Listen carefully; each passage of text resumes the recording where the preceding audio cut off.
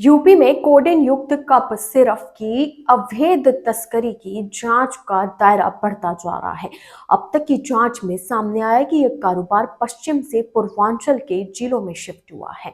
Mafia की शह पर तेजी से फैला। अब तक 40 जिलों में 128 एफआईआर दर्ज की गई, करीब 70 गिरफ्तारियां हुई। एफएसडीए ने 229 लोगों को नोटिस जारी किया और 400 लाइसेंस रद्द किए। यूपी के जिलों के अलावा हिमाचल प्रदेश, मध्य प्रदेश, हरियाणा, पंजाब, दिल्ली, झारखंड, त्रिपुरा, असम जैसे राज्यों में जांच शुरू हो चुकी है। इसके अलावा बांग्लादेश, नेपाल और दुबई तक फैले इस रैकेट की भी जांच हो रही है।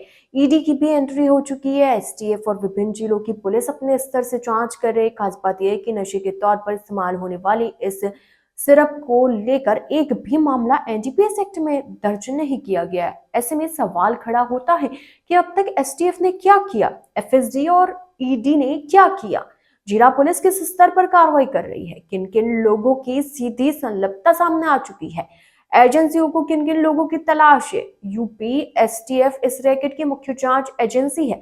फरवरी 2024 में खाद्य सुरक्षा एवं औद्योगिक प्रशासन और एसटीएफ की ज्वाइंट जांच कमेटी बनाई गई थी।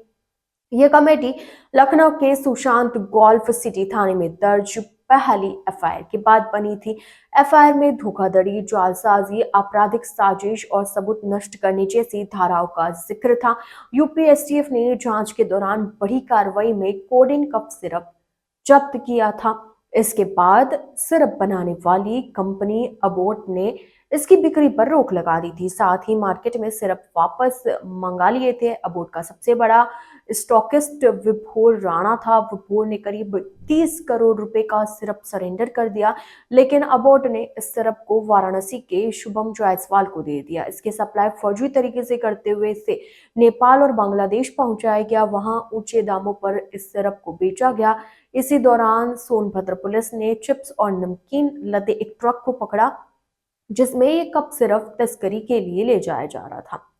इसी के बाद इस मामले ने न सिर्फ तूल पकड़ना शुरू कर दिया, बल्कि एजेंसियों की जांच भी तेज हो गई।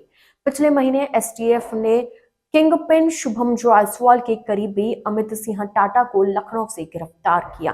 टाटा पर झारखंड की एक मेडिसिन फर्म के जरिए सिरप डाइवर्ट करने का आरोप है।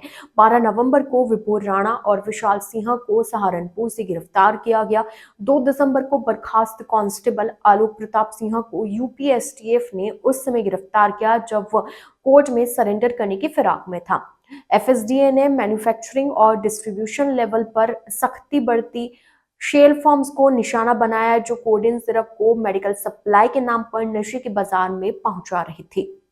यह नेटवर्क पूर्वी यूपी के वाराणसी, जौनपुर, चंदौली, गाजीपुर, आजमगढ़, भदोही, मिर्जापुर और सोनभद्र जैसे जिले में सक्रिय था।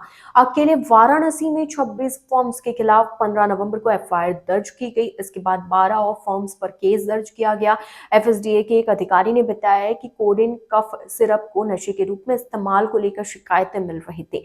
इस पर कार्रवाई को लेकर योजना बनाई। शिकायत थी कि यूपी से दिल्ली और पंजाब को नशीले पदार्थ के रूप में सप्लाई हो रही है। दिल्ली और पंजाब की ही तरह बांग्लादेश और नेपाल में भी इसे भेजा जा रहा है। 2020 में जो मामला सामने आया था उसमें सहारनपुर के विभोर राणा को यूपी एसटीएफ ने गिरफ्तार किया था। विभोर को हाल ही में यूपी एसटीएफ ने फिर से गिरफ्तार किया है। विभोर राणा से ही सौरभ त्यागी जुड़ा है। गाजियाबाद पुलिस ने उसे भी गिरफ्तार कर लिया और आगे लगातार कार्रवाई जारी रहेगी।